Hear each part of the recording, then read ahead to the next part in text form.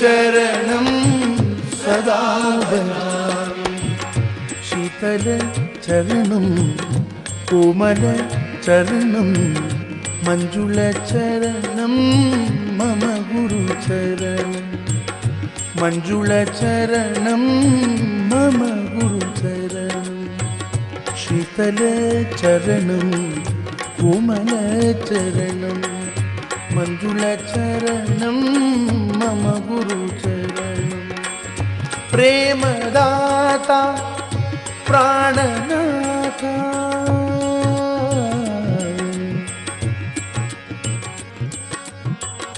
प्राणनाथा प्रेमदाता प्रेमदाता प्राणनाथा प्राणनाथा सद्गुरुनाथा सद्गुरु चरणं सदा भजामि सद्गुरु चरणं सदा भजामि शीतल चरणं कोमल चरणं मंजुल चरणं मम गुरु चरणं मंजुल चरणं मम गुरु चरणं शीतल चरणं कोमल चरणं मंजुल चरणं मम गुरु चरणं मृदुल चरणं अनुग्रह चरणं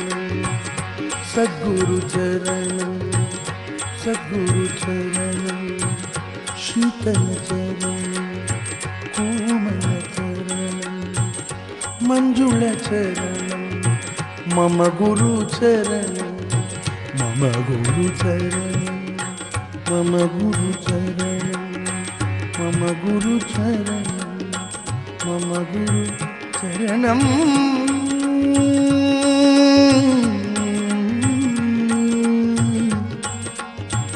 मम गुरु चरणं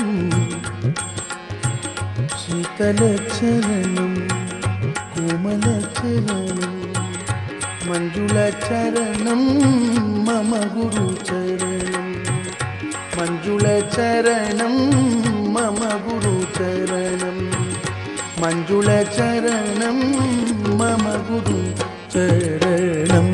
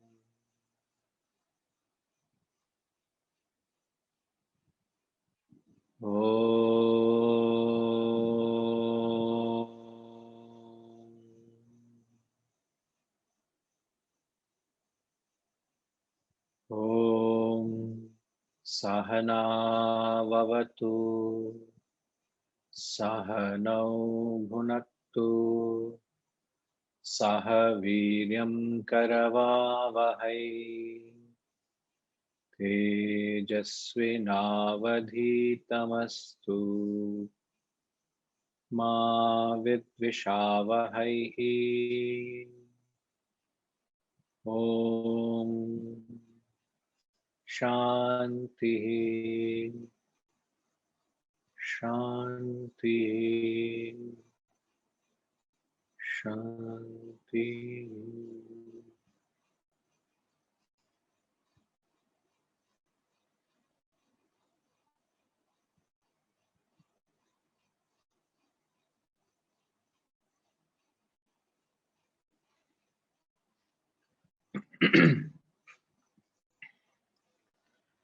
भज गोविंदम भज गोविंदम गोविंदम भज मूढ़मते संप्राप्ते सन्निहिते काले नहि नहि रक्षति दुःखिनकरणे पुनरपि जननं पुनरपि मरणं पुनरपि जननी जठरे शयनम् इह संसारे बहुदुस्तारे कृपया पारे पाहि मुरारे। रथ्याचर्पट विरचित कंठः पुण्या पुण्यवि वर्जित पंथः योगी योगनि योजित चित्तो रमते बालोन्मत्तव देव। कस्त्वं कोऽहं कुत आयातः कामे जननी को मे तातः इति परिभावय सर्वमसारं विश्वं त्यक्त्वा स्वप्नविचारम्। त्वयि मयि चान्य त्रैको विष्णुः व्यर्थं कूप्यसि मय्यसहिष्णुः भवसमचित्तः सर्वत्र त्वं वाञ्छस्य चिराध्यधि विष्णु त्वम्। शत्रौ मित्रे पुत्रे बन्धौ मा कुरु यत्नं विग्रह सन्धौ सर्वस्मिन्नपि पश्यात्मानं सर्वत्रोत्सृज भेदाज्ञानम्। कामं क्रोधं लोभं मोहं त्यक्त्वात्मानं पश्यति सोऽहम्। आत्मज्ञानविहीना मूढा ते पच्यन्ते नरकनिगूढा। गेयं गीता नाम सहस्रं ध्येयं श्रीपति रूपमजस्रं नेयं सज्जन संघे चित्तं देयं दीनजनाय च वेत्तम्। सुखतः क्रियते रामा भोगः पश्चादन्तशरीरे रोगः यद्यपि लोके मरणं शरणं तदपि न मुञ्चति पापाचरणम्।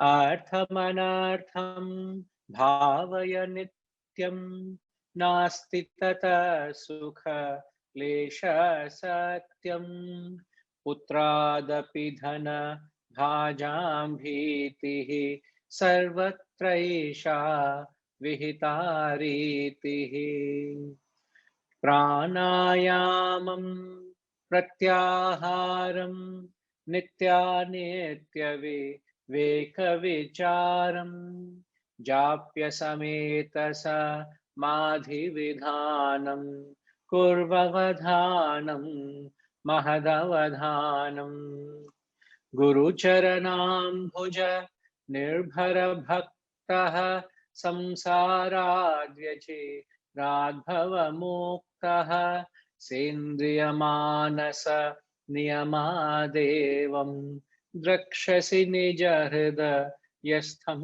देवं भज गोविन्दं भज गोविन्दं गोविन्दं भज मूढमते सम्प्राप्ते सन्निहिते काले नहि नहि रक्षति दुःकृन्करणे नहि नहि रक्षति दुःकृन्करणे नहि नहि रक्षति दुःकृन्करणे।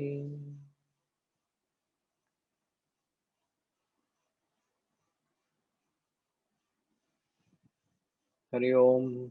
Namaskaram to everyone.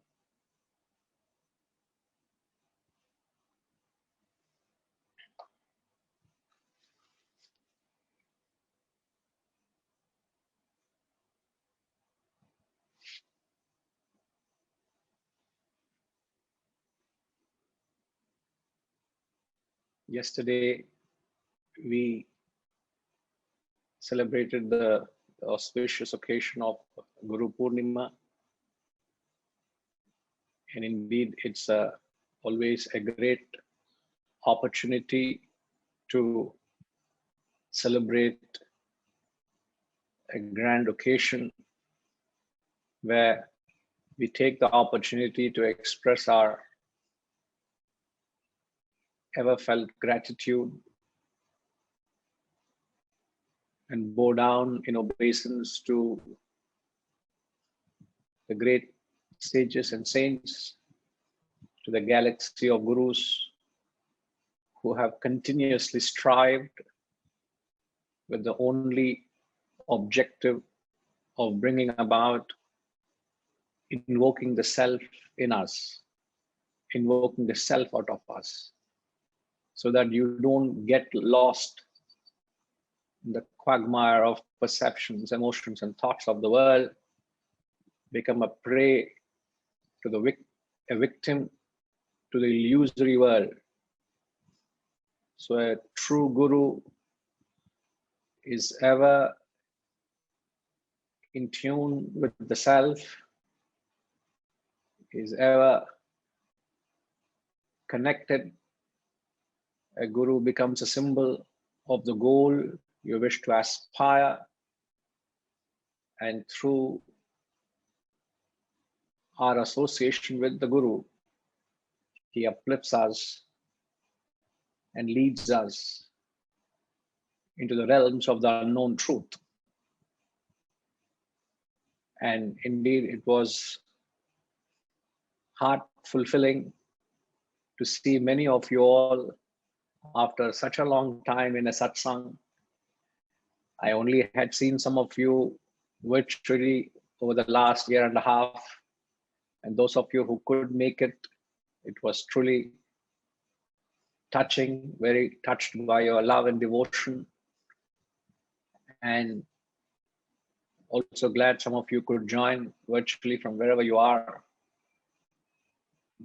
As I've said, the only objective is to never forget the grandeur of the knowledge and the sacrifices these great men, they go to in giving out this Atma Vidya, giving out this knowledge. And it's our right attitude that helps us imbibe and invoke the truth within. So these are very precious moments in a life of a shishya to develop, to reassure that special bond you have developed to the path, to the truth through a guru, because it's not possible to happen without a guru. So I just thought that emotion so very heavy and fresh in the heart. So before anything else could come out, that had to come out. So please bear with that. So the last we did was the 27th verse.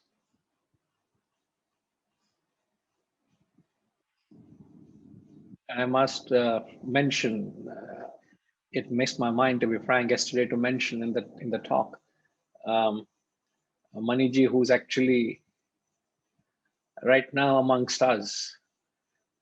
I think he's attending the class from the train. He's on his journey back from Chennai. He had come all the way from Chennai just to be a part of the satsang, just to be a part of the occasion. And he is on his way back, and he's right now on his way back in the train. He's reaching Chennai anytime soon, in a couple of hours, I suppose. And he's still connected from the train. There he is, and he's 82 plus. What an inspiration, what commitment, what devotion. So as I said, it is something, it's an invocatory prayer only reassures what it is. The journey is taken both by the guru and the student together. So it is the guru helping the student and the student helping the guru to be on this path. So therefore the invocatory prayer is usually chanted together. So I assure you, you assure me that we both will lead each other to enlightenment. So even if the guru is enlightened, he has no arrogance and he says, I will not do, you do it. So that ahankar is never there. They're very, very humble. So 27th verse, isn't it very, very touching? And it does mean a lot in the journey.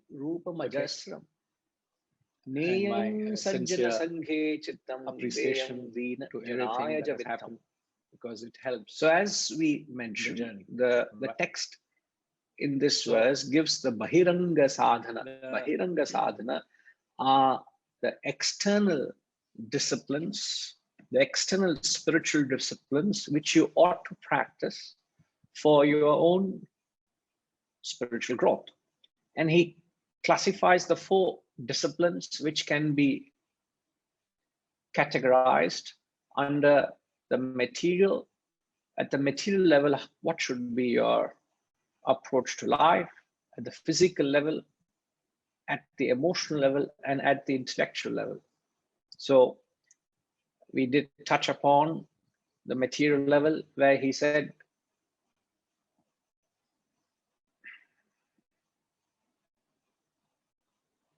the wealth to be given to the needy.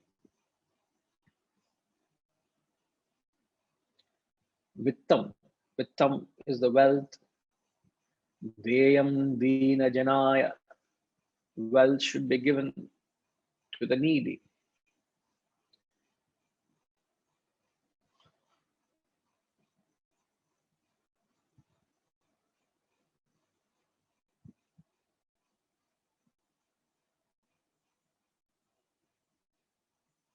As we understood, it is not to merely part with wealth just to appease your conscience.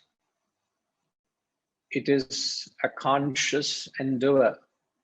It's a conscious effort to identify with what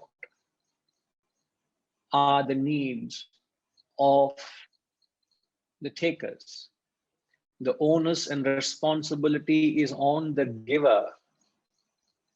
In fact, if you want to give the wealth to the needy, you must take the stance of a giver and remain as a giver at all times.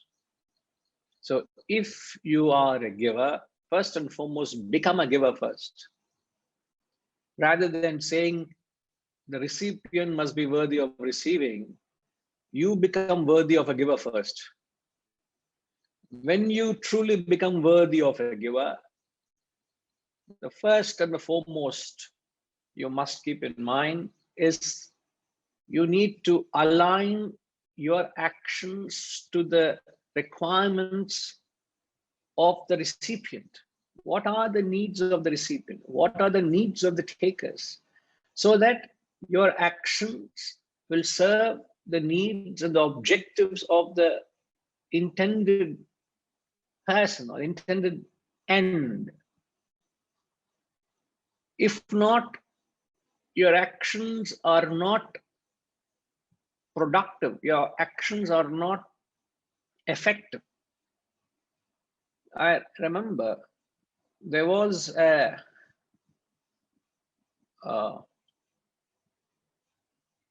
dilapidated school, and they approached a particular club. I don't want to mention the name of the club because I don't mean to hold it in a lighter note. They had approached a social organization, a club, because they had heard that they are gathering resources and they have funds to help the causes like that, and their need fell in their bracket whom they could approach. So they approached, they wrote a proposal, everything was done. They said, we will look into it and come back. And their request was to seek funds to put roof over the classroom, because the classroom roof had collapsed in sections and it is in dilapidated state and it is not conducive for the kids to study. It's not safe for them to sit and study day in and day out. So they said, we need to have a roof structure. And a proper proposal was sent. And you know, after a thorough study by the group, a reply came to them in writing that we are ready to give you X amount of funds, but we can only allot the funds to you if you construct a bathroom, but we can't help you to construct the roof of the classroom. If you want to construct a toilet, a lavatory, we'll give the funds. You'll have to give us proof that you have spent the money on the lavatory. And they shot back a message to them, sir, we have a lavatory. That is not our need. Our need is to have a roof over a classroom. I'm sorry, we will not do so. We can't do so because we have our own principles and rules and regulations. We are abiding by certain guidelines. Now, what is the use of your guidelines? What is the use of your values? What is the use of your lending hand if it doesn't meet the ends of the recipient? If it doesn't serve, what good it is? And all that anxiety and hope that they had been given was all in vain because they were back to square one, looking for help. They ran pillar to post because monsoons were soon approaching. The students couldn't carry on.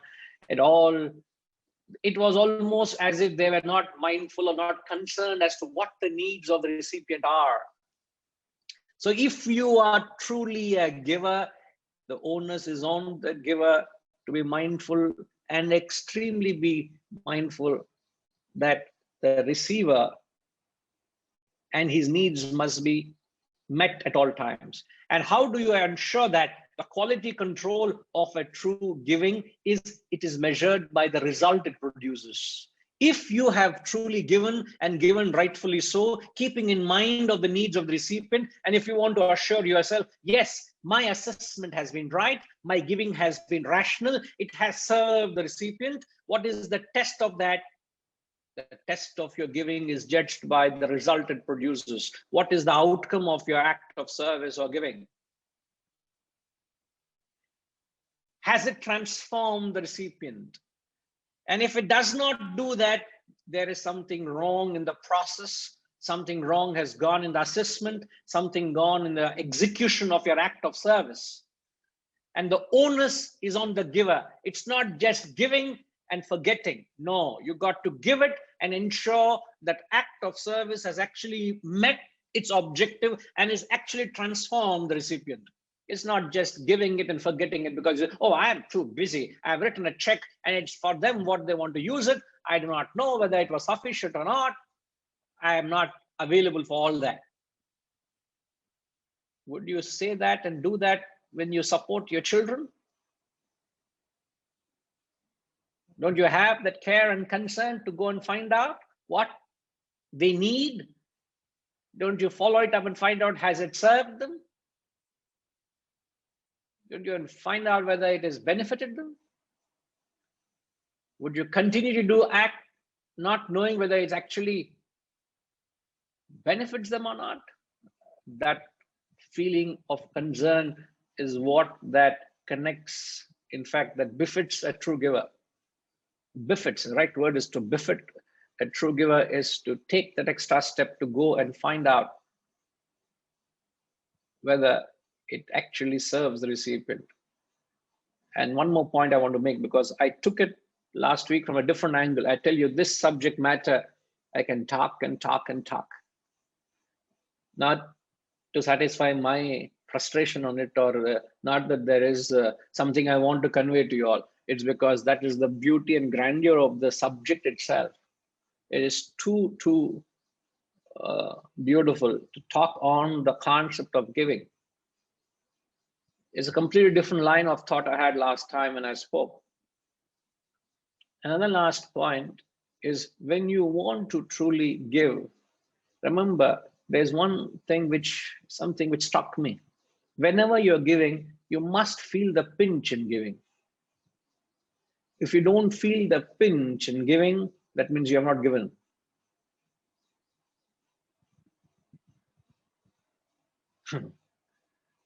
I hope you understand when I say that, the pinch. A pinch means it must hurt you a little bit. Whenever you give, you must feel the pinch. It hurts you. That is when you are truly giving. Now, why should you feel the pinch when you're giving? If I can ask Hirinji to begin with. Just to repeat the question, sir. Why should you feel the pinch? Why should you feel the pinch when you're giving? When you don't feel the pinch, it might be like that you have plenty of resources, you're just giving away something out of it, and it doesn't connect you that well to the need of the recipient.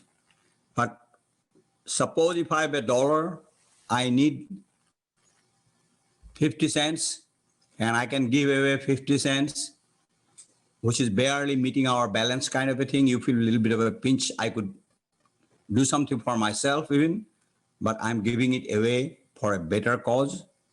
I think that is the pinch probably you are talking about. Otherwise, somebody has $1 million. If he gives $50,000, he doesn't even feel for it. So then you don't have that connection probably with the recipient. I appreciate, I can understand your line of thought. It's, let's say the recipient only needs, as you said, $50,000. The recipient doesn't need anything more. It is more than enough. But that $50,000 is not commensurate to what is your wealth quotient. As you said, I am a multi-millionaire, but the recipient only needs 50,000. So one is to connect with the recipient. Other is to feel a pinch when you give. Like as you said, if you give and you don't even feel that you're given, Yeah. have I really given?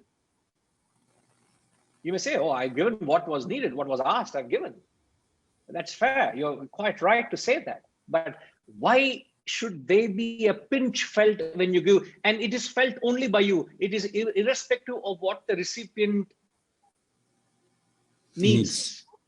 Have I felt the pinch when I'm giving? Not what the recipient needs. That we have already done that. But the last point of the point I'm making here is you should feel a pinch when you give. So it starts hurting you, literally going by the literal meaning. It hurts you when you gives. You see what I'm saying? Yeah. Think along, sir. Think along, sir. Think along. Great to have you connected again. Something like sharing a yes, bread. sir. Yes, sir, please.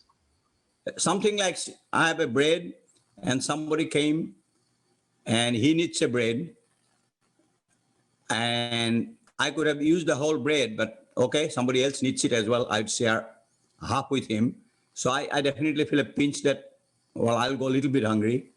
And that is when the giving makes more pleasurable or more sense of feel.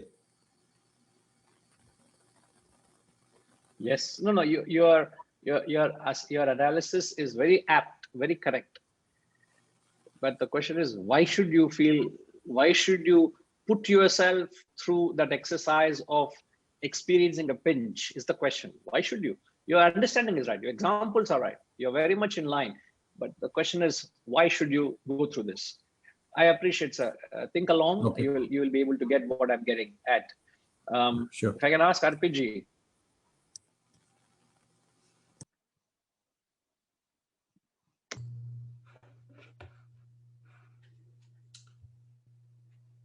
Without that, can you hear me okay, Guruji? Hariyom? Yes, yes, Hariom, okay, yes. That true sense of sacrifice doesn't result. That, you know, that discomfort, you know, there's an example on the flip side of this that my mind goes to. It's the concept of self-control. If I didn't have the desire for something and I don't take it up, there's really no self-control. So it feels similar to this concept on the charity side, in that if I don't, I have to feel that in order for it to be true giving. I have to feel that sacrifice, because if it's not there, then it's just a administrative or passive thing that I'm doing. It's not a true feeling. It's not a true change in me where I've done something above and beyond. Indeed, there is that element of sacrifice, but why are you subjecting yourself through that pinch? Why are you subjecting yourself through, you may say, sir, unnecessary. No, why should I unnecessary? It's like I'm pinching myself constantly. Why? What's wrong with you? Why are you hurting yourself? I'm taking a sharp object and piercing myself. Why are you hurting yourself? I don't understand. At the subtle level, you are constantly doing to punish yourself, almost as it were. You're hurting yourself. So question is why you're doing that. You're right that it really brings that subtle embedded element in giving a sacrifice. It brings that element out. But why? Why should you do that is the question.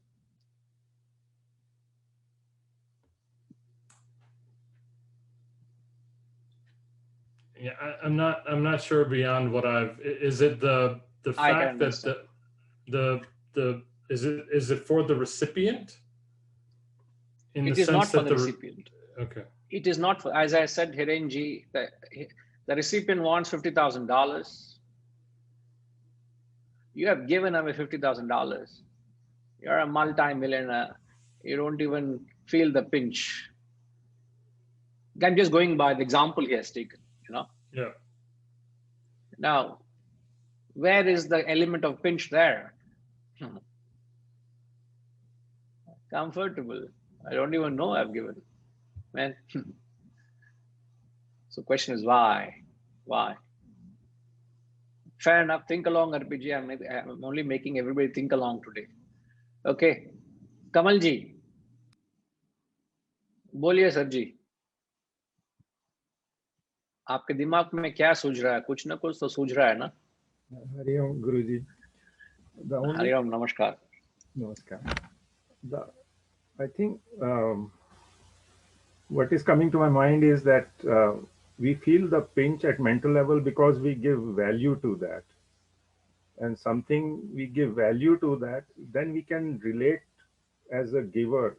Like as you mentioned, then we will find the need, whether the recipient has the need, or even after giving, did the final result really happen as we expected, because we really valued what we gave. And then because we valued mentally, it gives us a pinch.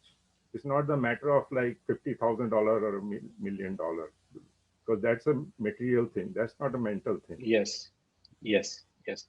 So as you rightly said, it is switching from the material to the mental level.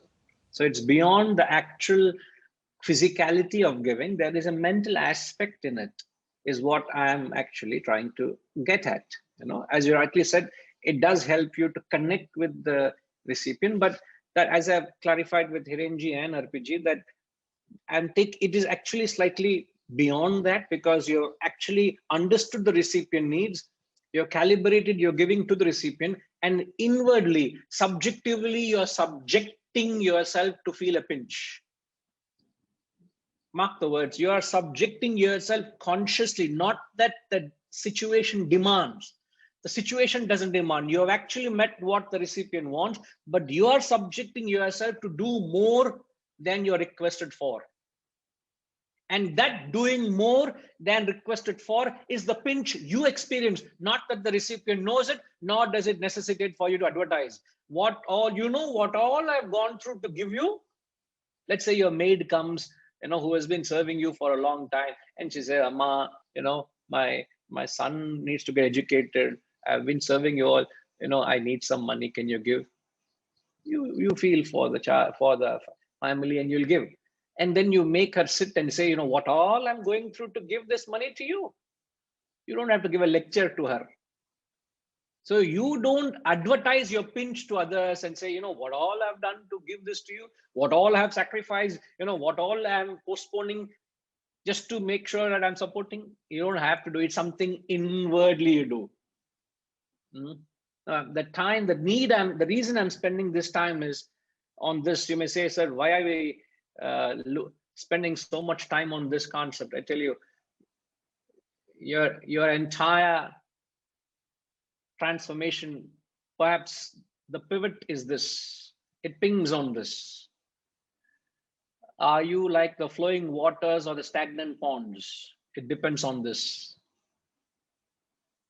I'm not being very poetic today. I'm just being very factual.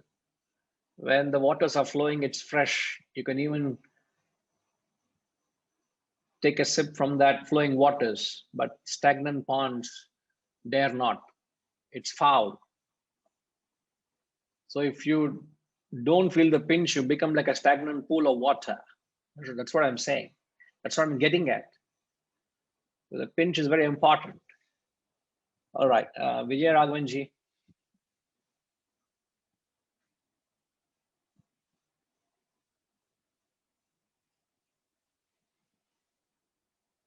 Sir, you will have to unmute yourself, please. Yes. Can you hear me now, Guruji? Yes, yes, sir. Yeah. Pranam, Guruji. Yes, sir. Yes. Can I interpret it like this? The pinch is the beginning of reduction of our attachment to that particular aspect, wherever we are. I mean, whether we have a strong attachment or weak attachment to a particular material thing, let us say, which we want to give. Any pinch means a travel towards reduction of that attachment to that.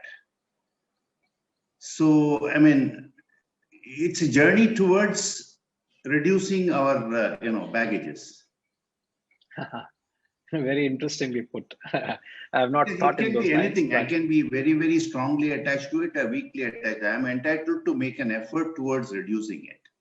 yes, yes, indeed. Yes, indeed. You can certainly take that approach. That's the intention. In fact, you're right. You're right. Very true. Appreciate it's a very refreshing thought. Appreciate that, Vijayji. Okay, namaskar. Yes, Srinivas Reddy Garu.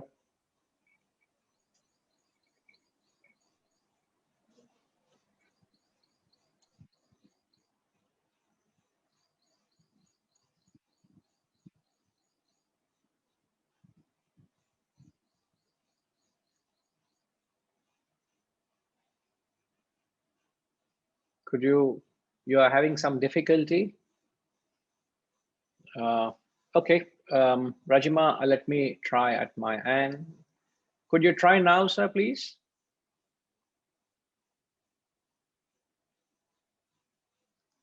Now? Yeah. Perfect. Yes. Okay. Pranam Guruji. Namaskar, sir. Yeah. There could be one more thought coming in my mind when we're talking about while we're giving and feeling pinch. It also could be that the needs are so many, but I'm not able to fulfill the needs of the, I mean to say, the support which I need to extend it. It's just not that particular moment, but you can recollect and say that similar demands are there. So many people may be suffering, so many areas, but I'm not able to meet all that. Since I come across this particular issue of somebody expecting and I'm donating is one part of it. But look at the overall, that could be a fraction. So what could be the energy or enthusiasm or the resources which I need to really develop it to meet to the best of the requirements of the people. Also could be one feeling of unfulfillment, a feeling of a pinch also can be think through, Guruji. Indeed, you're right. Very true that what we do is just a insignificant thing. In fact, remember I quoted last week Oliver Goldsmith. I said the nakedness of the world can be clad by the trimmings of vain. If you remember that quote, I said, all the sufferings of the world can be taken by trimmings. If everybody embraces that spirit of giving and everybody has that social consciousness, not just does social work, but if you have social consciousness in every act of yours, there will be no suffering. All the suffering can be easily alleviated, easily be addressed. But sir, again, I'm bringing that element and clarifying the accent in this context shifts from the recipient to the giver himself. So the giver is subjecting himself through a so-called painful journey with the objective. What is the objective the individual goes through? That's the thing. Okay. Yes. I will engage a few more I have in mind and until I listen to Hariji and Harish. Just to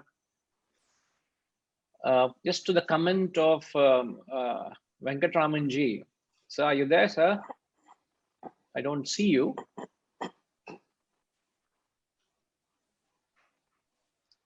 Yes, sir, I am there. Good, sir. Yes, sir. Yes, sir. So could you communicate what you are saying, sir, please? See, if I have got a lot of money and I give a very small amount, it doesn't even hurt me, it doesn't even pinch me. Then Yes. there is no conscious thought to that giving. So when it pinches me, I'm engaging at a conscious level and I'm saying, yes, this act, this charity, this end purpose does need that money. So the pinch acts as a penetration of thought into the conscious mind that yes, what I'm doing is, I know what I'm doing and I need to do it. Yes, it is a very conscious act. Very true. That It brings it consciousness does. into what often can be a very casual act. Yes, very true. Very, very true. In fact, we are not mindful at all. Mindfulness is a better word. Yes, okay. Yes, yes, perfect. No, I agree with you here. All right, thank you, sir. Okay, I'll hear from Harish. please. Yes, Harish. Hariom Guruji. Hariom. Yeah. Guruji, Yes, please. my understanding is the accent is why should we feel the pinch is to enable us to become less selfish, is to help us become less selfish, to take that stand for us to grow with that spirit. So when we feel the pinch, we are reducing the quotient of our selfishness towards ourselves. That's my understanding. All right. Yes, indeed. In fact, I think you got it 10% right. That's the point. In fact, we were trying to get at. I agree with you. I'll comment after I hear from Hariji. Yes, Harish. Is there anything more? No, that's all. Thank you, Guruji. Thank you. Yes, perfect, Harish. Yes, Hariji.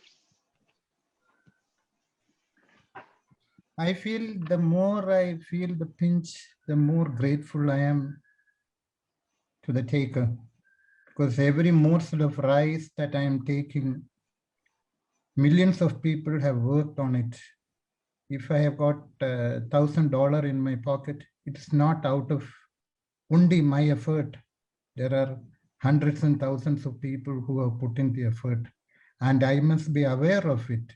And the whole study of Vedanta is to raise my awareness. So the more I am aware of it, the more I would like to have the pinch, and the more grateful I will be to the taker. It's not, I don't feel I am a giver or he is a taker. It's my duty. Interesting. Yes, you have a very valid point, though. Yes, absolutely right, sir. Yes. Lastly, I'll hear from maybe Siddharamanji.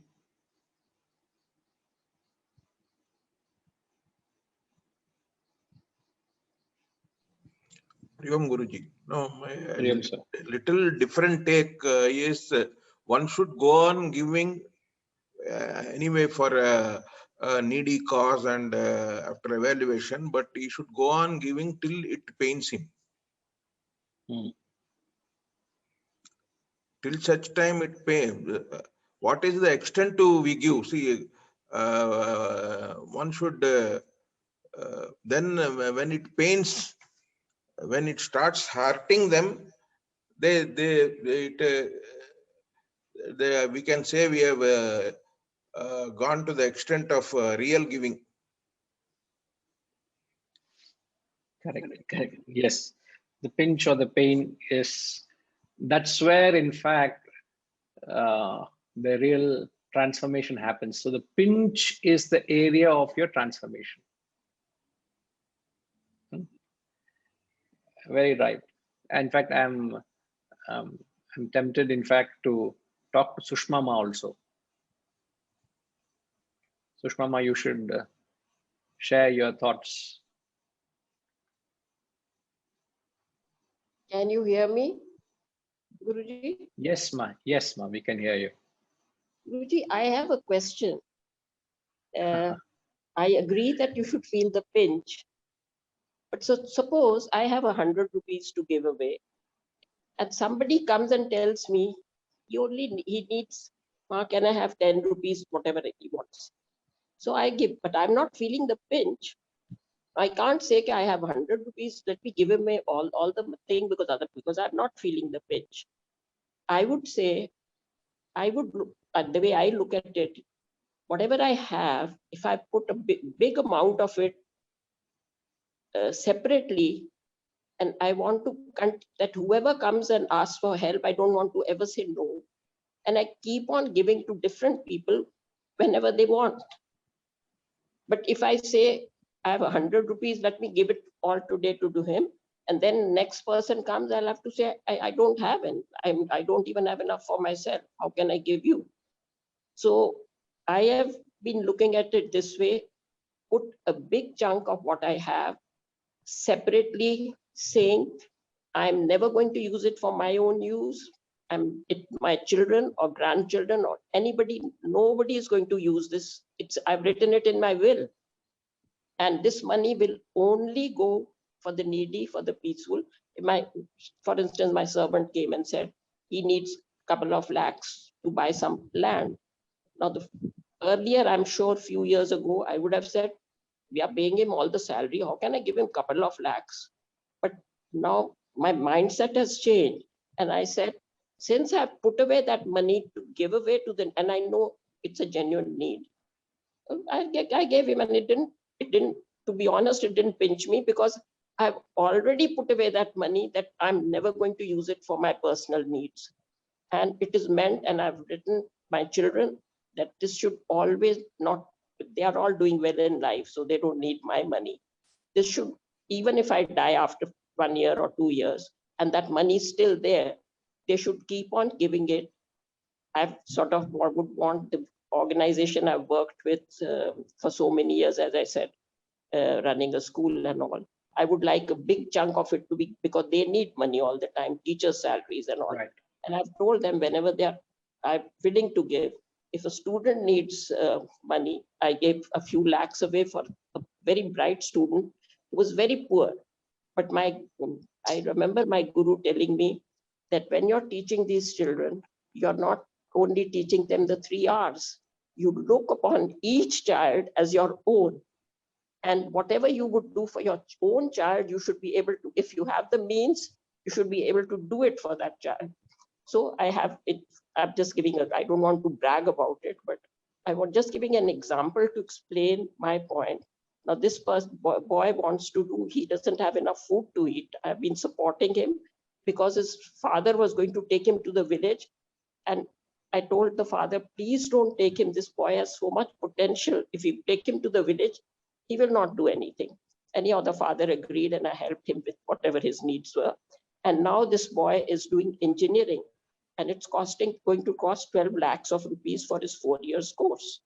And I've even willed it to the organization that this money, I've given it to them, that if I may die in a year, and then what will happen to this poor chap?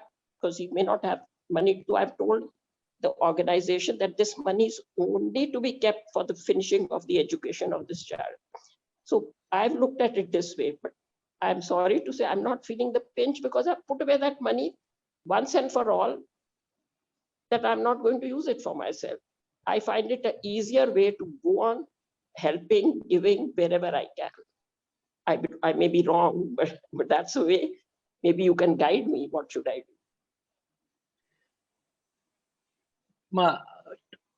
I heard with great intent, and I learned all my years when you said what you said. 2 things. Gurus come into our lives in many, many names and forms. And I learned something from you today when you said that. So I bow down to that wisdom in you. I see that guru in you to guide me and guide everybody. I can never be a guru. Guruji, I'm taking inspiration from you. That's your humility and your faith in the process, in the journey, and this wisdom, and little bit in me also. I know you have that in me, a lot in me, but I respect that. Now, what I'm saying is, you can learn from every source of thing that comes your way, and who am I to correct it? In fact, it's something, a methodology, an approach, which your conscience is very clear. You have set a clear roadmap of execution, and it is serving and benefiting. And I don't see anything needs to be done with it. So only thing is, you may have to calibrate it, something you could have thought 15, 20 years ago. But what calibrate it to the current times, because everything is subject to change. So in terms of prioritization, let's say you said you wanted to support the education system or the foundation or the organization you work with. But this thought perhaps you had 15 years ago, and the course of the last 10, 15 years, the organization has evolved and is self-sufficient. So you may calibrate that thought and realign that to another cause, another end, so that your acts can be, your action is that, as Venkatramanji said, you are more mindful. You see, it's not an emotional attachment you develop to a particular end. Invariably, it's an emotional attachment. It should not be an emotional attachment. It should be to serve wherever you feel rightfully so. So that's the only point I want to say. Second thing is, may you live 100 years, not that 101 you die. The Shastras say you live long.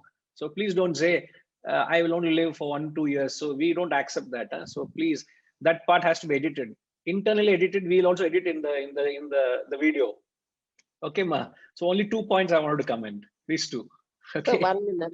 I want to say one thing. As you said, I am in a way attached to this organization. I've worked for them for 25 years. But because Fair. I've worked for them, I know also a lot about them and the finance. And now we go to different donors because our budget is over 1 crore of rupees for just for my education project. They are doing much more. But we get it from different donors, from the corporate, from their 2% of CSR and all. But this last 2 years, because of the COVID, there's been a lot of difficulty getting funds. And now we've got about 30 teachers. And what do? You can't turn. It would hurt me to turn those teachers out because we don't have enough funds to give, because we are not getting from the donors. So all I could do is that whenever we are short, I don't mind pitching in because I don't want my teachers to be turned out. Where will they find another job at this time? So I am emotionally attached because one thing is because I know the organization, one thing I know that they are doing well. Maybe if I have to give another organization, I don't know how genuine they are. I don't know, that doubt may come in my mind. But here at least I know it's a genuine, where I'm giving, it will be genuinely, their need is genuine and the use will be above board. And as we learned from our guru, she said, every rupee you get from a donor, you should be 100% sure in your mind that you use it carefully and nothing is wasted or this thing. You may not have that feeling for your own money, but for the donor's money, you will only keep getting if you are 100% honest. And over the years, I've experienced all that. So I'm only Fair talking of my personal experience. No. I think, as I've said, what you have experienced is a lot of wisdom. There's a great clarity in what you're doing. But to the point I said, it should not, an act of giving should not be an emotional act. As I said, if it is, then the element of rationality is absent. Therefore, it has to be a conscious act. Therefore, as I said, again, realign to the times. Even though you could have a strong emotional attachment, it should not only be driven on emotion. It has to be also on intellection as well. So intellect and the heart. Okay. Wonderful. Only thing wonderful, I keep worrying, I should never have ahankar about it. I keep telling myself in my prayers, God, please save me from having ahankar about it. I've never talked about this to anybody else. Since you asked me and I wanted to clarify my point of view and ask you to guide me, because I've said, I'm not feeling the pinch and I'm hearing this for half an hour. I didn't have the courage to put up my hand. But since you asked me, I thought I should open up my heart. No, I don't think the term ahankar exists in your life nor your dictionary. So please don't say that. Don't worry. No, I'm so glad I could pick you and say, please, I want to hear your views. If I had missed that, then we would have lost this conversation. All right, please, but feel free to share, Ma. Thank you. So I think the need we mentioned of the feel to pinch, the objective of the pinch is the pinch is that which creates your growth. Your spiritual growth happens only when there is a pinch. Exactly like when you go to a gym or a place of workout, You go to a gym, you want to exercise, you want to strengthen your muscles. Harishji, when you go to the gym to exercise, and the trainer who knows your physical needs and what goals you want to achieve, he will put you through certain exercises, isn't it? He said the first 3 days you do this, the next week you do this, etc. But every step of the way, the coach, is he not trying to push you to do a few more laps, a few more push-ups, add another 500 grams, add another kilogram of weight onto the dumbbells or to the bar or to the machine? Why is he trying to push you? And that little, you're able to do, let's say 10 push-ups effortlessly. But he say, no, do another 3 more. Do another 2. He'll push you. Come on, you can do it. You can do it. He's pushing you. And if you have gone through that, it hurts. That doing that extra 2 more hurts, but you're comfortable in doing 10. That extra 3 more is going to, man, or short of getting you cramps. And then once you do that, very good, you do it, that's it. He encourages you. Why are you subjected through that pain? Harishji, why are you subjected through that pain? Because the real improvement in your, in this case, the physique comes only with that incremental increase.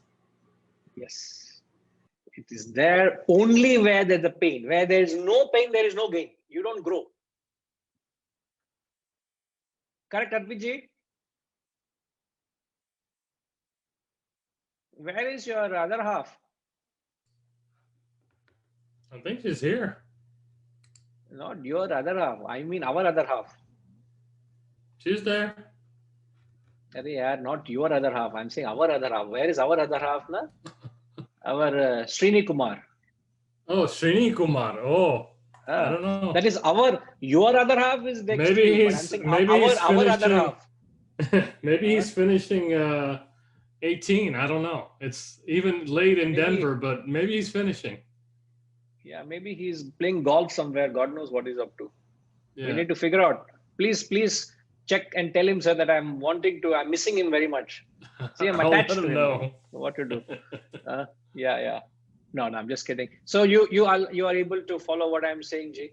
You know, yeah, the real growth of your physics. Sorry. The no pain, no gain comment makes a lot of sense. Yeah, just in terms of the physiology of muscles, and you have to go beyond what the muscles have become used to in order for them to continue to grow. Yes, and it fits in so well. It fits in so beautifully, isn't it? And the analogy, if only you can draw out into the subtler aspect of the very exercise. So you are adopting this act, or you've taken to the act of giving, not because of the recipient. So forget the recipient out of the equation for a moment. You are taken to giving for your transformation, for your growth. So if somebody facilitates the process and comes and seeks you to be a giver, thank him for the opportunity, because someone has given me the opportunity to grow. And as Harish said, opportunity to shed my selfishness, as Vijayji said, to get rid of my attachments so that I become a better person. So it is a ground for my transformation, isn't it? And if you don't feel the pinch, you are not growing, you are stagnating. You are stagnating.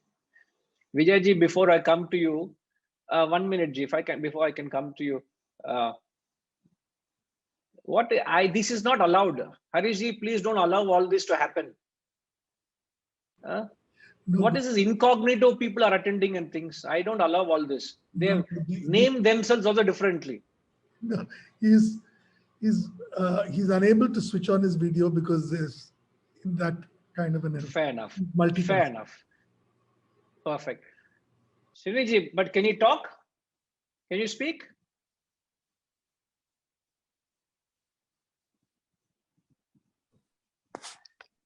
Pranam Guruji. Sorry, Pranam. Pranam. So I can't talk, but I'm listening. But I have another engagement. That's why I wrote to Harish. I thought you could see me. Maybe my No, see. my iPhone does not have my name on it.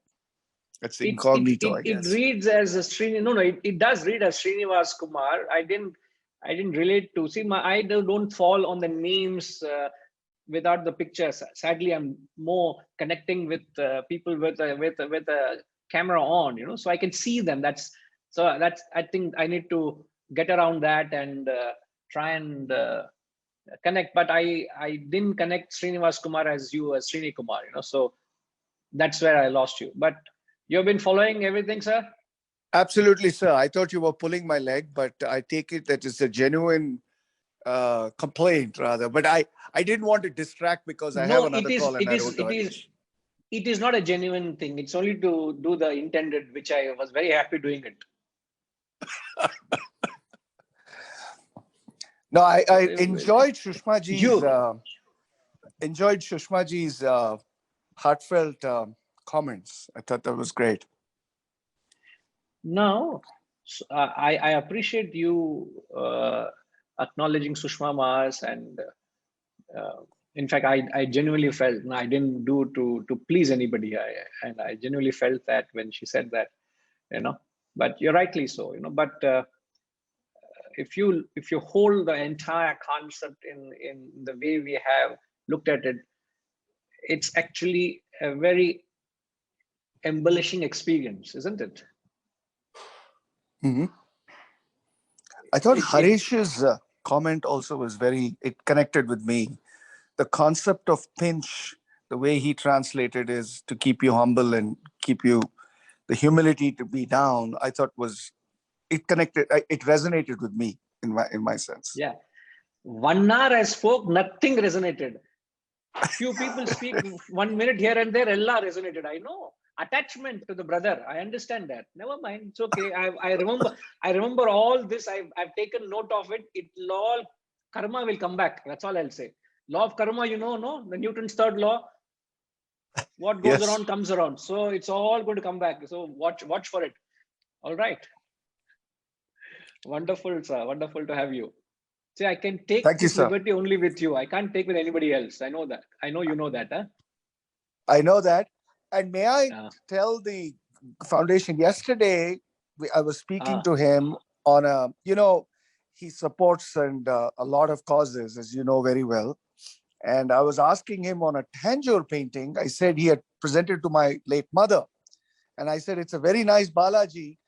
And something came in and he just said, no, I gave it to Wisdom Foundation. It's right at the end. So I was really, really pleased on his giving nature. That's all. So nice. Yes. So when you come here, you will see Lord Balaji blesses me every time I sit to do my sadhana. So it's right above my study desk. I shall send a snapshot of that to you. Okay. Oh, beautiful. It's a very, very well done painting too, as you know. It is. It is. Really appreciate. Thank you, Ji. Thank you, sir. Yes. Thank you. Thank you. Yes, Vijay Ji.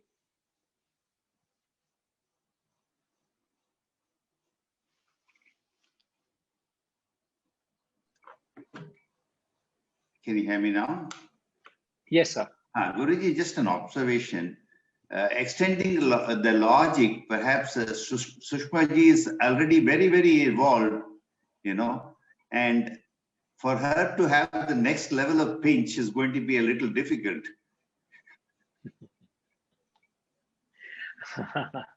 No, it is not difficult at all. It's not difficult. I didn't mean. What I mean is that, you know, at any point of time, a further improvement, which means that then only I suppose a pitch will come.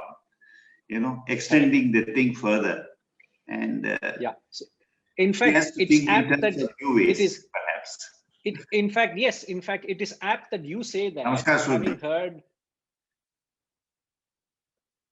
Why, Rajima, you don't mute it. Let them mute themselves, please. Vijayji, yes, sorry.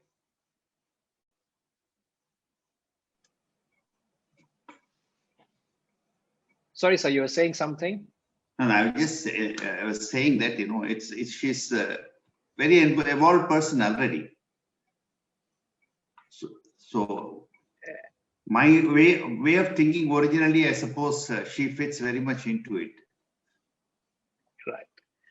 No. In fact, your comments were very right. The fact that she's reached a certain level of understanding and clarity, but my only comment to her, if you had noted, was that act of giving should not come out of an undercurrent of attachment or an emotional affinity because you have been with a particular entity for a while, even though emotion helps, but yet it should not be driven purely on emotion. There must be the sense of intellection, and which she greatly, the fact that she's here in this journey is because she bows down to this wisdom. So, and the wisdom and the clarity and the intellection we are talking about is to give a certain clarity to that act of charity. It should not be emotionally driven, but rather clubbed with emotion and intellection. So that is perhaps the next level where she will feel the pinch, you see. So after it is, in fact, as somebody said, it is never ever a physical. I think Kamalji mentioned it's never ever a physical thing. It's always an emotional connect. It's always the subtler level that's being talked about here. Even though we talk of parting with wealth, it is the subtle mind and intellect, the emotions and thoughts here we are looking at. I think it's the refinement is unending, if you ask me, isn't it? It's more Yes, like sir, the marginal returns concept in economics. The earlier it is easier to make an effort and reduce it. When you come to a certain level, the last bit of it to be squeezed out becomes even that more difficult, perhaps. Could you explain it in a language ignorant person like me understand, sir? Like, they say that marginal returns, you initially put in an effort, you get a lot of returns. And as you keep on increasing the efforts, the amount of returns start diminishing. Okay. That's a general theory of marginal, diminishing marginal returns. So the earlier stage, it's easier to make an effort to, make a difference. And as you go further and further and further, there is less and less to be, improved. And it becomes more difficult unless you completely break away, until you completely break away.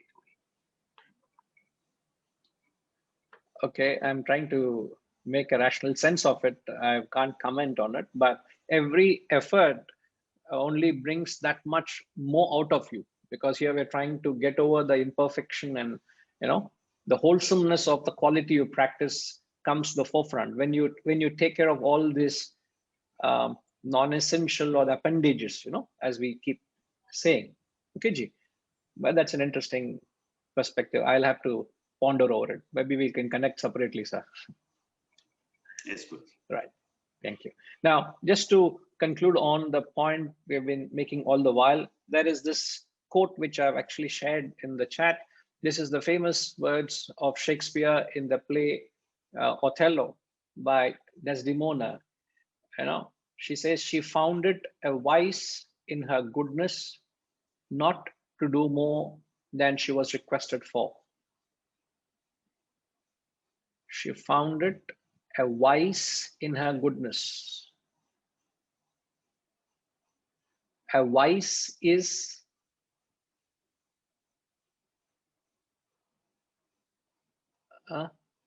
UK?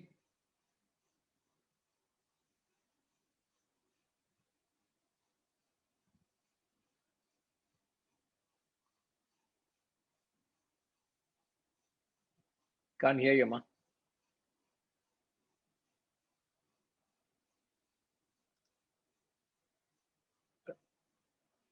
Okay, Rajima, if you can just hold on, I will try. Yes, please. Now, Guruji, can you hear me? Yes, yes, yes. It's a shortcoming or a bad quality in you. Oh. A vice is a negative, is a shortcoming. Yeah. Now, when she says she found it a vice in her goodness, means what? Means when somebody is trying to take advantage or when you be rational in your giving. No, rational though. Can you read the quote, ma? Yeah, she found it a wise in her goodness not to do more than she was requested for. Okay. Now somebody went up to her, requested for some help.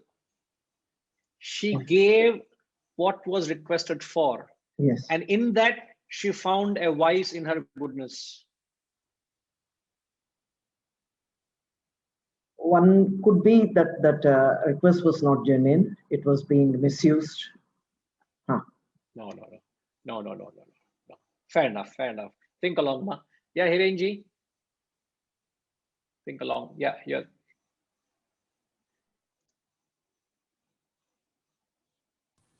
Yeah, this is the definition of pinch. She didn't get to the level of pinch.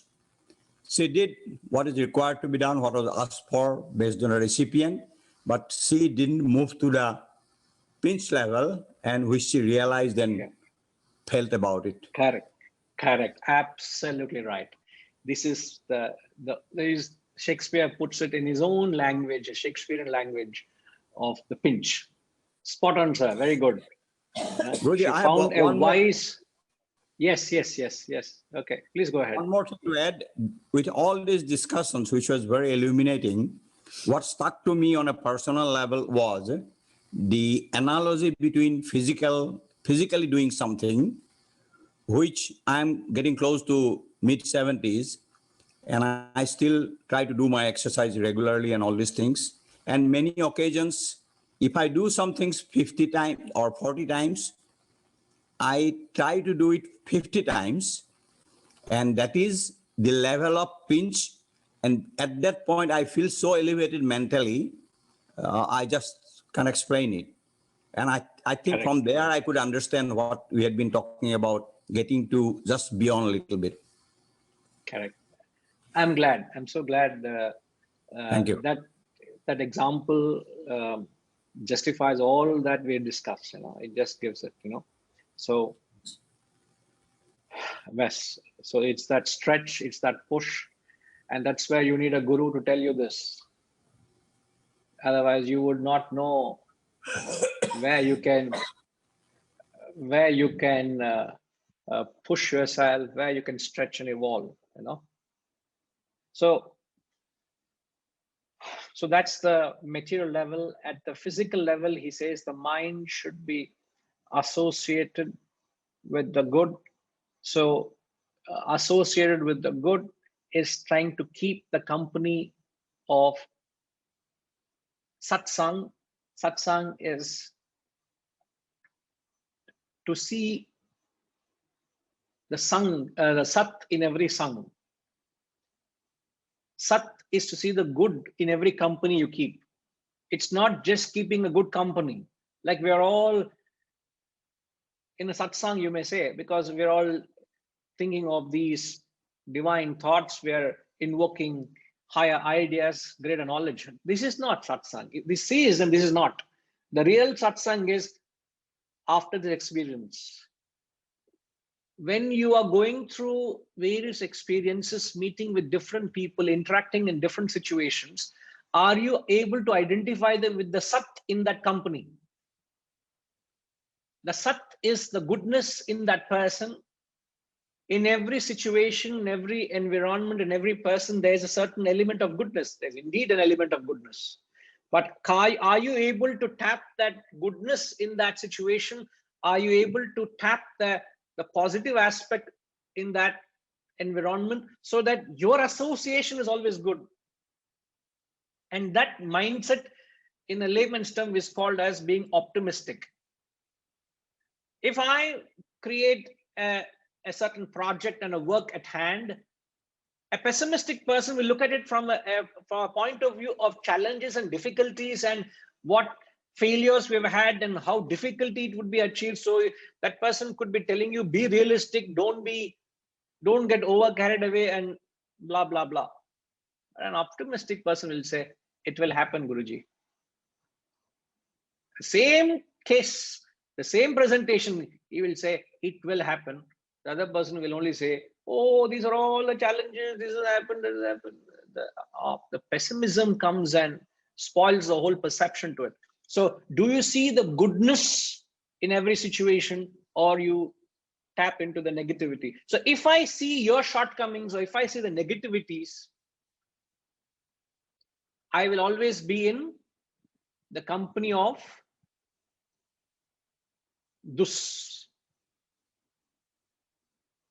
Harish, you know what is dus? Hariam, no, I don't know what this is, Guruji. I've not heard this word before. You only have to add dus and sang next to it. What is dus and sang? I think it's the opposite of satsang. It's not seeing the goodness in any company or any environment. Dus is negativity, isn't it? Dus sang is bad company. So I just took the first half because sang is the same. So when you see the dus in others, and if you see the negativity in others, it creates an environment of negativity. And what does negative environment do to you? Reddy Garu, what does, when you seek negative company, what does negativity do to you? Yeah, we also become negative because it only brings the, it makes you negative, it brings negativity out of you. That's right. Isn't it? So the reason you have to change your perspective to see the goodness everywhere, so that it brings the inherent latent goodness in you. That's true. So he says you maintain the company of the good and the natural quality. I don't remember, if I'm not wrong, I think we did mention this statement. The natural tendency of the mind is it goes towards the negative, and the intellect should lead the mind towards the positive. Isn't it? We did mention that, right? So the intellect, with this wisdom, you try to create an environment of satsang, you know. So it is, satsang is not something which is, so where do you practice satsang, Arpitji? At what, when you say satsang, satsang is at what level?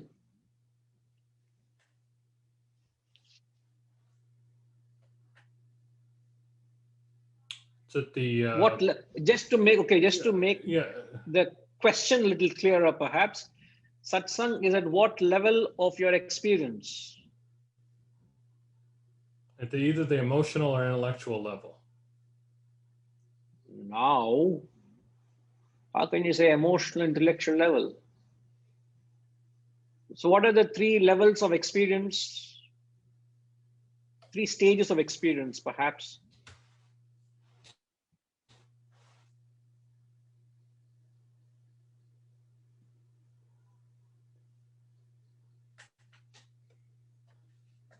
So I was just working within the context of the levels we had put out, but perhaps I don't have that wrong, right?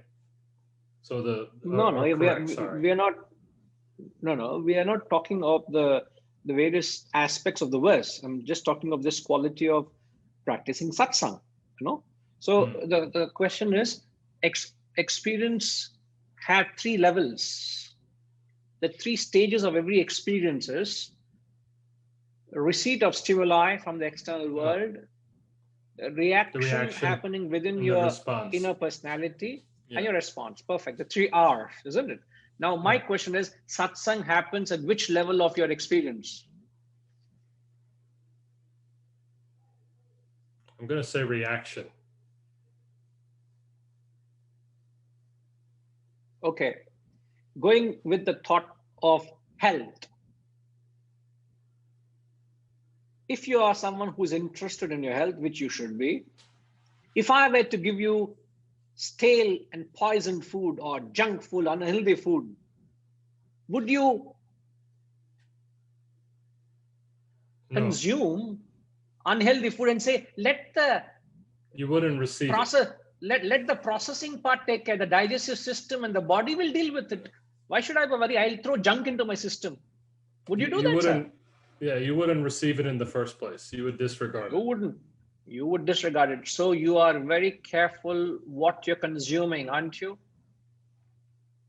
So where is the... In the receipt. It is happening in the receipt. So satsang starts at what stimuli you're giving into your system. So the choice you make of what to and what not to is itself the first element of satsang. R1 is satsang. And at times you have no choice of R1. R1, as I've said, is receipt of stimuli. You can choose at time, but sometimes let's say somebody chooses to shout. What can you do? You can't do much because the world is throwing certain things at you. Right. What do? That is when you get to the next level of the experience, which is your reaction. And what is it that's reacting? It is your mind and intellect that is reacting to the stimuli. To stimulus, yeah, stimuli. To the stimuli. So when you are reacting to the stimuli, the next level of satsang is at the reaction level. So if somebody is shouting at you, you go to your work and your boss is, for no reason, he loses his temper or he lets go of his emotions on you. And you say, hey, what have I done? Why is he letting go of his emotions on me? Instead of you being upset, you may understand, perhaps think that, perhaps something else has disturbed him and he's just letting go his vent on me. So you are actually entertaining a charitable attitude to forgive him. There's nothing personal, but he's just letting go his frustration, his rage on me. So I have become a punching bag for him, and I'll gracefully deal it so that it doesn't disturb me. So see, how have you processed something negative that's come your way? You have processed it, isn't it? In fact, if we have the Hariji, Gayatri, are you there? Or is she there?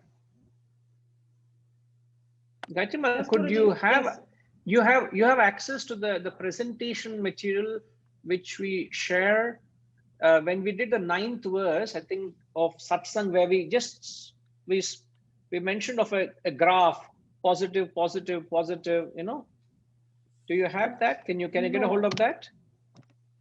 You don't have that. I don't have that. I think Harishji, I think he can get a hold of it. Just to touch on the point here, the 3 R's we mentioned in detail then.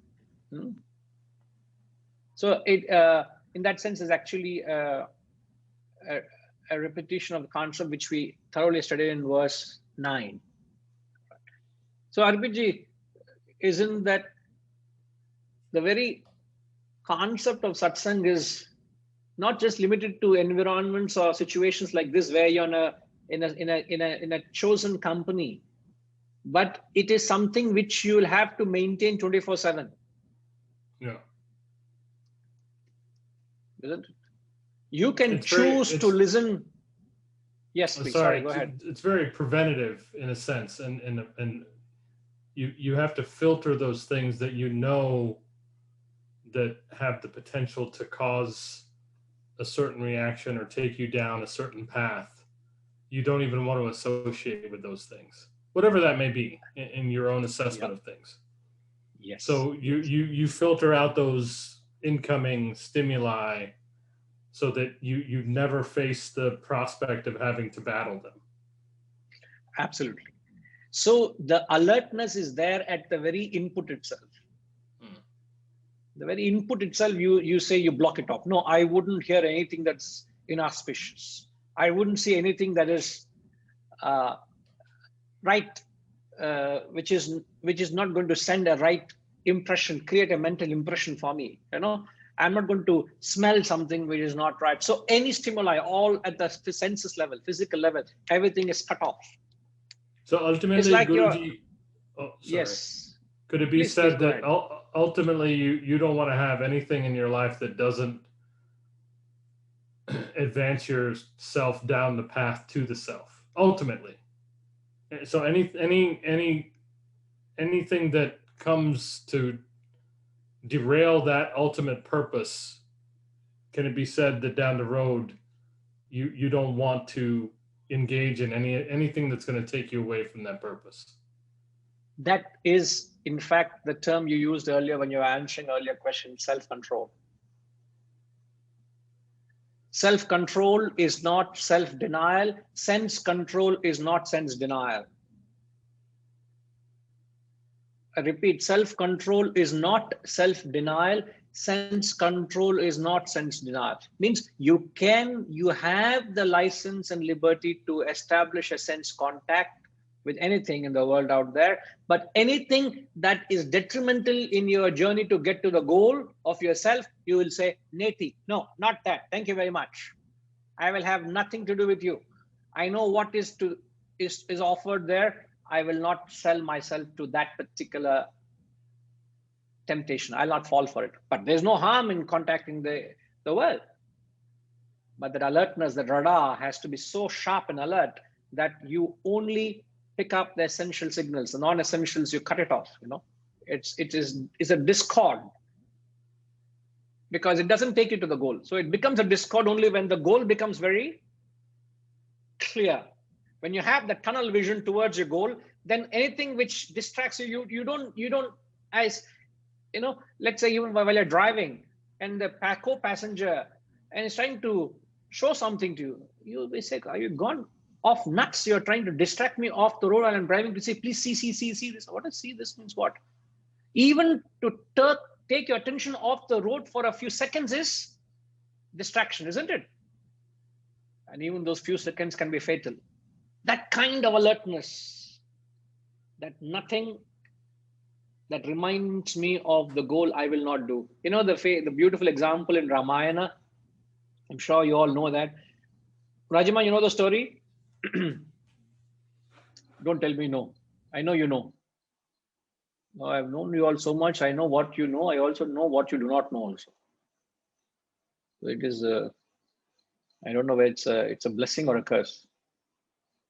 And Rajima, Ramayana is full of stories, Guruji. I don't know which one you're referring to. Very true.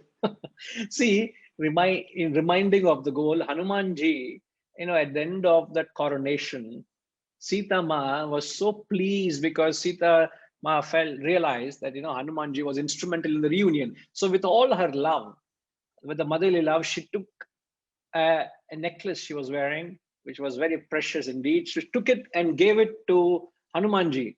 You know, as Hanumanji is often ever seen kneeling down and bowing down with reverence towards Rama and Sita, you know. So that is the kind of devotion Hanumanji had. And he was so touched that Sita Ma had given something in a sabha, in the gathering in front of everybody, she had given that. And there are a couple of interpretations, doesn't matter how you look at it. But the story goes, he took that necklace and put it near his ears. Harish, don't go to your locker and start doing that. Huh? But if you do that, let me know. You can do that in front of me. Harish? Yes, Guruji. You know, if you are inspired by that, do in our presence. That's all I'm saying. What Hanumanji did, he took the necklace near his ear and it did not, apparently it did not resound or resonate with the word Ram. So he checked the necklace in front of the sabha. You know, he just discarded it, not out of disrespect. He said, "I've got nothing to do with the Sita Ma." You know, and when I think Sugriva or somebody asked, "How have you been so arrogant that you disrespect Sita Ma and somebody has given a gift to you and throw it away?" And that's when he clarifies and says, "It did not remind me of Rama." And then he goes to the extent of he tears open his chest, and the picture of Lord Rama and Sita and Lakshmana were very much in his heart. It's just a graphical, poetic description. Therefore, in many temples in India, I don't know whether you've noticed it, the idol, if it's a Hanuman temple, you have this idol of Hanumanji with his chest torn open, and Rama, Sita, and Lakshmana are there. So that much Lord Rama had consumed Hanumanji, that Hanumanji means Rama, Rama means, Lord Rama means Hanumanji. That's all. There's nothing else. Nothing else exists. So if everything that you do, Harish, it must remind you of your goal. So you would not do anything that doesn't take me to the goal. That is self-control. That is, what is that? Last question, last answer, one word answer. Hirenji, that is practicing self-control. That is, I know what you said. When I said Hirenji, he said, oh no. He caught me. You got it. Even that I caught it. No, I tell you this man. That is why you are Guruji. No. I am not so sure, actually. No. That's why I said no. Been very... So that is satsang. Okay. Practicing self-control to align your actions to your goal is practicing satsang, where you pick the best in the interest of your development to take you to the goal. Anything that doesn't remind you or doesn't take you to the betterment of yourself, you will say no to it. Thank you. So I'm only trying to explain all these various concepts only to explain what satsang means, how to apply it. And Harishji, do we have the diagram? Okay. Is it something which you can share? I've posted it in the chat box, Guruji. Oh, okay. All right. Fair enough. I had to put some names, so I put 3 R's. All right. Perfect. So just, is it possible to share for a quick second? Oh, yes. Oh, yes. Just give me a minute, Guruji. No, you only have seconds, no minutes. Minute is too long. Take your time, Ji, no problem.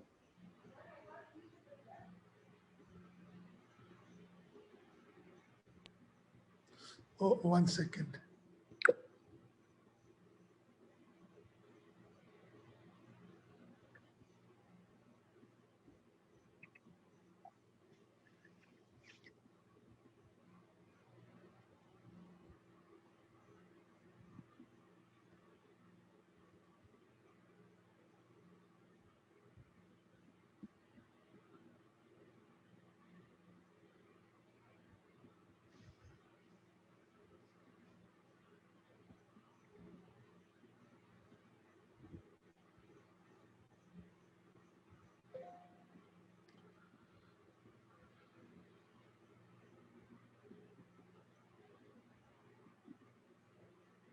One second, Guruji. I'm so sorry.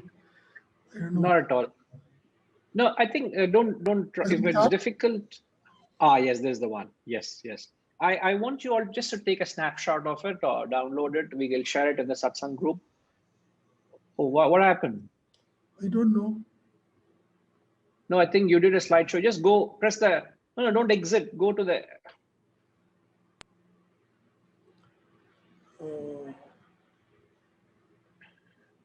You pressed a slideshow and you went.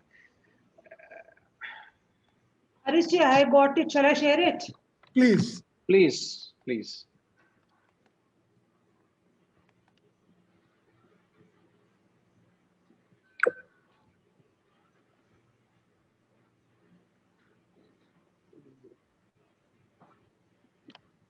What is this? Why? I'm seeing a picture in a picture. It's from a mail, Guruji, that's why. I'm not putting on the PowerPoint. All right. Now, maybe we'll share it with the in the satsang group. You all can. I want what you all want to. Perhaps when we come back next week, just perhaps give a little 1 or 2 examples of all these possibilities where the receipt is negative, reaction negative, response is negative. when it's positive, positive, positive. When the receipt is positive, your reaction is negative, response is negative. And lastly, when the receipt is negative, your reaction and response are positive. So these possibilities, how you can take any case studies or examples or experience of your life so that we could relate to it. So please remind me of this. We can quickly discuss next week when we gather, right? We'll have to leave it at that. We'll come back, right? Thank you. Om Purnamada Purnamidam Purnat Purnamudachyate Purnasya Purnamadaya Purnamevavashishyate. Om Shanti Shanti Shanti. Hari Om Shri Gurubhyo Namaha. Hari Om.